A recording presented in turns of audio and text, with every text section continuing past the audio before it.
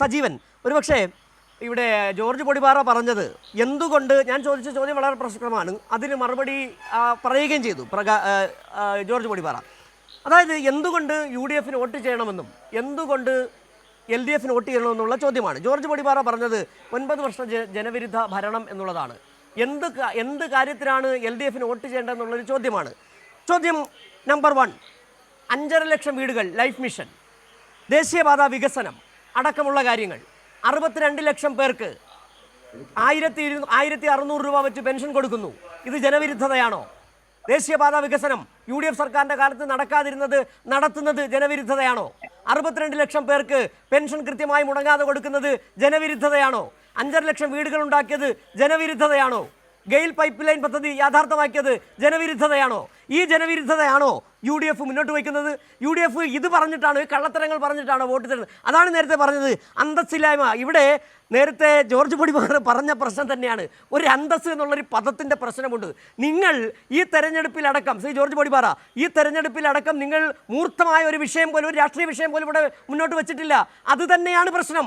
നിങ്ങൾക്ക് പറയാനൊന്നുമില്ല. അതിന് കാടടച്ച് വെടിവെക്കുന്നത് പോലെ ജനവിരുദ്ധമാണെന്ന് പറഞ്ഞിട്ട് കാര്യമില്ല. സജീവൻ, ആ ജനവിരുദ്ധതയാണ് ഞാൻ ചോദിച്ച ചോദ്യം. ഇതൊക്കെയാണോ ജനവിരുദ്ധ? ജോർജ് പൊടിപാറ പറഞ്ഞ ജനവിരുദ്ധതയാണോ ഞാൻ പറഞ്ഞ കാര്യങ്ങളൊക്കെ?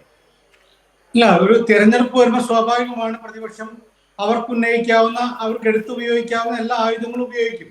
സർക്കാരിന്റെ പ്രവർത്തനങ്ങളെല്ലാം വളരെ ഗംഭീരമാണ് എന്ന് UDF ഭാഗത്തുനിന്ന് UDF നേതാക്കന്മാർ പറയുമെന്ന് നമ്മൾ വിശ്വസിച്ചിട്ടോ അല്ലെങ്കിൽ വിചാരിച്ചിട്ടോ കാര്യമില്ല. അവർ സർക്കാരിനെതിരെ കൊടുക്കാവുന്ന എല്ലാ കാര്യങ്ങളും, അതുകൊണ്ടാണ് ക്ഷേമ പെൻഷൻ കൊടുത്തതിനെ പോലും അത് തെറ്റാണ്, അത് കൈക്കൂലിയാണെന്ന് പറയുകയും, അല്ലെ മലപ്പുറം ജില്ലയെ കുറിച്ച് മുഖ്യമന്ത്രി പറഞ്ഞ എന്താണെന്നുള്ള കാര്യം നമുക്കൊക്കെ അറിയാവുന്ന കാര്യം. അതൊക്കെ ആയുധമാക്കുന്ന, കിട്ടാവുന്ന ആയുധങ്ങൾ മുഴുവൻ ഉപയോഗിച്ചുകൊണ്ട് 1-2 വോട്ട് പോലും നഷ്ടപ്പെടുന്നത്, അല്ലെങ്കിൽ കിട്ടാനുള്ള 1-2 വോട്ടെങ്കിലും നേടിയെടുക്കേണ്ട ആവശ്യമാണ്. സ്വാഭാവികമായിട്ടും LDF മുന്നോട്ടേക്ക് വെക്കുന്ന വികസന പരിപാടികൾ ഈ പറഞ്ഞ രൂപത്തിൽ ക്ഷേമ പെൻഷന്റെ കാര്യത്തിലാണെങ്കിലും ലൈഫ് മിഷന്റെ കാര്യത്തിലാണെങ്കിലും ഇങ്ങനെ കുറെ കാര്യങ്ങളുണ്ട്. ഇതാണ് ജനങ്ങളുടെ മുമ്പിലുള്ളത്. നമ്മൾ കാണേണ്ടത് മറ്റ് പല മണ്ഡലങ്ങളിൽ നിന്നും വ്യത്യസ്തമായിട്ട് കുറെ കൂടി പൊളിറ്റിക്കൽ ആയിട്ടുള്ള ഒരു കോൺസ്റ്റിറ്റ്യുവൻസിയാണ് നിലമ്പൂര്. വളരെ കൃത്യമായിട്ട് ഇത്ര വോട്ടുകളുണ്ട്, അതിൽ വല്ലാതെ രൂപത്തിൽ ചാഞ്ചാടി കളിക്കുന്ന വോട്ടുകളില്ല. അവിടെ നേരത്തെ മുതൽ കുഞ്ഞാലി മത്സരിച്ചപ്പോൾ, ശക്തനായ സ്ഥാനാർത്ഥി നിർത്തി മത്സരിച്ചപ്പോൾ അവിടെ LDF നിന്നു.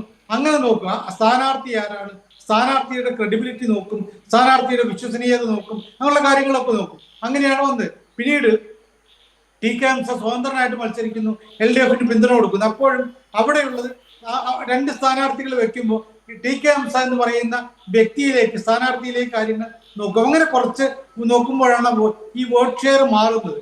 അൻവർ വന്നപ്പോഴും അൻവറിന്റെ കോൺഗ്രസിനകത്തെ പ്രശ്നങ്ങൾ കൃത്യമായിട്ടും ഉപയോഗിക്കുന്ന ഒരാളായിട്ട് അൻവർ ആ സമയത്ത് മാറുകയും അൻവർ LDF വോട്ട് കൂടി ചേർന്നപ്പോഴാണ് അൻവർ നിന്നത്. പക്ഷെ പിന്നീട് അൻവറിന്റെ പ്രവർത്തനങ്ങളെ കുറിച്ച് അത്ര താല്പര്യമില്ലാത്തതുകൊണ്ടാണ് 11,000 വോട്ടിന് ഷൗക്കത്തിനെ തോൽപ്പിച്ച അൻവറിന്റെ ഭൂരിപക്ഷം 2,700 ആയത്. അപ്പൊ ഇപ്പറഞ്ഞ രൂപത്തിലെ കാര്യങ്ങൾ അതിന്റെ ശരി തെറ്റിലേക്ക് ഞാൻ പോകുന്നില്ല. എന്തായാലും അത് പ്രതിപക്ഷം അങ്ങനെയുള്ള കാര്യങ്ങളൊക്കെ പറയും, സർക്കാരിന് വികസന കാര്യങ്ങളും പറയും. ഇത് കൃത്യമായിട്ട് ജനങ്ങൾക്ക് മുമ്പാകെ വെക്കാം.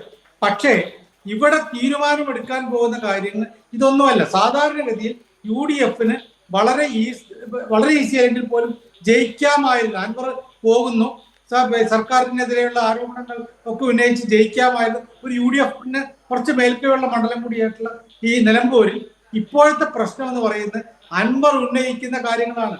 അൻവർ കൃത്യമായിട്ട് ഇപ്പോൾ UDF സ്ഥാനാർത്ഥിക്കെതിരെ പറയുന്നു, VD സതീശിനെതിരെ പറയുന്നു. ഈ അഞ്ച് ആരോപണങ്ങൾ ഈ UDF സ്ഥാനാർത്ഥിക്കെതിരെ അൻവർ പറയുന്നുണ്ട്. അതിലൊന്ന് മുസ്ലിം സമുദായത്തിനെതിരാണ്, അദ്ദേഹത്തിന്റെ സിനിമകൾ 2ഉം മുസ്ലിം സമുദായത്തെ അപമാനിക്കുന്നതാണ് എന്ന് പറഞ്ഞു. മുസ്ലിം ലീഗിനെതിരാണ്, പാണക്കാട് തങ്ങന്മാര് മന്ത്രി ചൂതുന്നത് അതിനെക്കുറിച്ച് പരിഹസിച്ച് പറഞ്ഞു. കോൺഗ്രസിനെതിരാണ്, കാരണം കോൺഗ്രസിൽ പ്രകാശൻ മത്സരിച്ചപ്പോ അദ്ദേഹത്തെ തോൽപ്പിച്ചു. പിന്നീടുള്ള വ്യാപാരി വ്യവസായികളുടെ ഫണ്ട് തട്ടിയിട്ട് അവിടെ പാട്ടുത്സവം നടത്തി എന്ന് പറയുന്നു. പിന്നെ ഇതിനേക്കാളൊക്കെ അപ്പുറത്ത് അദ്ദേഹം അഴിമതിക്കാരൻ. ഇങ്ങനെ 5 ആരോപണങ്ങൾ ഉന്നയിച്ച ഇതിനാണ് കൃത്യമായിട്ടും UDF മറുപടി പറയേണ്ടത്, അല്ലെങ്കിൽ അതിനെതിരെ പ്രത്യാക്രമണം നടത്തേണ്ടത്. രണ്ടാമത്തെ കാര്യം, ഇതൊക്കെ ആവുമ്പോഴും അൻവറിനെ ഞങ്ങൾ കാത്തിരിക്കുകയാണെന്ന് പറയുന്നത് ജോയി DCC പ്രസിഡന്റാണ്. ജോയ് പറയുന്നു 24 മണിക്കൂറിലും തെരഞ്ഞെടുപ്പിന്റെ അവസാന ഘട്ടത്തിൽ ഞങ്ങൾ അൻവറിനെ കാത്തിരിക്കുന്നു എന്ന് പറയുന്നു. അവിടെ രാഹുൽ മാങ്കൂട്ടത്തിൽ അദ്ദേഹത്തിന് വീട്ടിൽ പോകുന്നു. ഇന്ന് അൻവർ പറഞ്ഞത് എന്നെ ഇന്നും വന്ന് കണ്ടു, പക്ഷെ അദ്ദേഹം പറയുന്നത് എന്നെ ഒന്നുകിൽ ആഭ്യന്തരമന്ത്രി വനവകുപ്പ് മന്ത്രി കൂടി ആക്കണം, രണ്ടും കൂടി ആക്കണം, അതല്ലെങ്കിൽ സതീശനെ UDF ചെയർമാൻ സ്ഥാനത്ത് പ്രതിപക്ഷ നേതാവിന്റെ സ്ഥാനത്ത് പുറത്താക്കണം. ഈ ഉറപ്പ് കിട്ടിയാൽ ഞാൻ നിൽക്കാം. ഇങ്ങനെ കേൾക്കുമ്പോൾ ഇതിനെന്ത് ശക്തമായിട്ട് പ്രതികരിക്കാൻ ശ്രമിച്ചിട്ട് സതീശൻ മാത്രമാണ്. സത്യത്തിൽ നമ്മുടെ ഇപ്പം നമുക്ക് വളരെ പ്രിയപ്പെട്ട ആൾക്കാർ നമ്മുടെ ഒരു സ്ഥാപനത്തിന്റെ ഇപ്പം കൈരളി ചാനലിന്റെ മേധാവിക്കെതിരെ ഇതേപോലെ അദ്ദേഹത്തെ പുറത്താക്കിയാലേ ഞാൻ സഹകരിക്കുമെന്ന് പറയുമ്പോൾ അവിടെയുള്ള എല്ലാ ജീവനക്കാരും പറയുക കുഴപ്പമില്ലെന്ന് മിണ്ടാതിരിക്കോ? ആട്ടില്ലേ, കടന്നു പുറത്തെന്ന് പറയില്ലേ, അവഹേളിക്കില്ലേ? അതൊന്നും ചെയ്യുന്നില്ലല്ലോ. എന്നിട്ടും ചില ആളുകൾ ചെല്ലുന്നു എന്ന് പറയുന്നു. അപ്പൊ അൻവറിന് എന്തോ ഒരു പിടിവള്ളി ഇപ്പുറത്തുണ്ട്. അദ്ദേഹം പറയുന്നത് ഷൗക്കത്തിനെ ഞാൻ തോൽപ്പിച്ച് അടങ്ങെടുത്തു, ഷൗക്കത്ത് തോൽക്കും, ഞാൻ ജയിക്കുമോ LDF ജയിക്കുമോ എന്നുള്ളത് ജനം തീരുമാനിക്കും, പക്ഷെ ഷൗക്കത്ത് തോൽക്കും എന്ന് പറയുന്നു. അപ്പോ അത് അൻവറിനെ കൊണ്ട് ഇങ്ങനെ ചെയ്യിക്കുന്നതിന് ഒരു കാര്യം തന്നെ കോൺഗ്രസിനകത്ത് വലിയ പോരാട്ടമുണ്ട്. അതിനെ അഡ്രസ് ചെയ്യാനാണ് ശരിക്കും കോൺഗ്രസ്സുകാർ ശ്രമിക്കേണ്ടത്. ഇവിടെ ഇത്രയും രൂക്ഷമായിട്ട് UDF ചെയർമാനെതിരെ പറഞ്ഞിട്ട് ഇപ്പൊ സതീശൻ പറയുന്ന അതേ രീതിയിലെങ്കിലും പ്രതികരിക്കാൻ മറ്റുള്ള നേതാക്കന്മാർ തയ്യാറാവട്ടെ. സതീശൻ പറയുന്നതിനേക്കാൾ കൂടുതലാണ് പറയേണ്ടത്. അത് ചെയ്യുന്നില്ല എന്ന് പറയുന്നത് ഇവിടെ ജനത്തിന് മുമ്പിൽ തെരഞ്ഞെടുപ്പിന്റെ ഖോദയിൽ ഈ പ്രശ്നം വരുന്ന ഒരു വലിയ കാര്യമായിട്ട് നിൽക്കും. അൻവർ ഇപ്പോഴും പറയുന്നത് VD സതീശനെ എത്രയും നികൃഷ്ട ജീവിയാക്കി പറയുമ്പോൾ എന്നിട്ടും അദ്ദേഹത്തെ കാണാൻ പോകുന്നു. VS ജോയ് പറയുന്നത് ഞങ്ങൾ അവസാന വരെ കാത്തിരിക്കുന്നു പറയുമ്പോൾ എന്താണ് ഇത്രയും അൻവറിനോട് വിധേയത്വം കാണിക്കുന്നത്? സതീശനെ ഈ തെരഞ്ഞെടുപ്പ് ഇന്ന് അൻവർ പറഞ്ഞ് 23 കഴിയട്ടെ അപ്പോഴറിയാൻ കാര്യങ്ങളാണ്. അതായത് സതീശൻ ആ സ്ഥാനത്തിരിക്കില്ല, ഞാൻ മന്ത്രിയായിട്ട് മാറും എന്ന രീതിയിലൊക്കെ അദ്ദേഹം താങ്കൾ പറഞ്ഞ വളരെ പ്രസക്തമായ ചില കാര്യങ്ങളാണ്. കാരണം സതീശനെതിരെ ഇങ്ങനെ വലിയ തരത്തിലുള്ള ആക്രമണം അൻവർ നടത്തുമ്പോൾ ഒരു കോൺഗ്രസ് നേതാവ് പോലും പറയുന്നില്ല, അൻവറിനെതിരെ സതീശനെ പ്രൊട്ടക്ട് ചെയ്തുകൊണ്ട് നിൽക്കുന്നതുമില്ല.